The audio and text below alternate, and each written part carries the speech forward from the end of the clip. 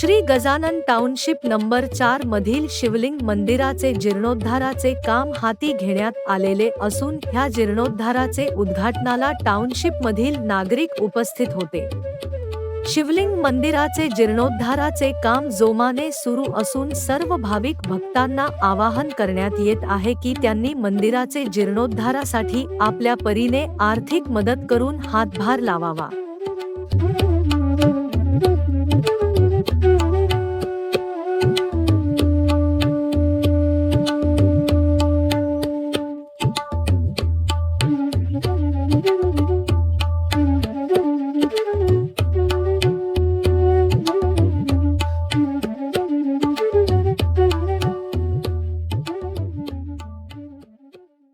शिवलिंग मंदिराचे जीर्णोद्धाराचे कामाला सर्वांच्या वतीने आवाहन करण्यात येते की नागरिकांनी तन मन धनाने मदत करावी आणि मंदिराचे काम पूर्णत्वास नेण्यास हातभार लावावा।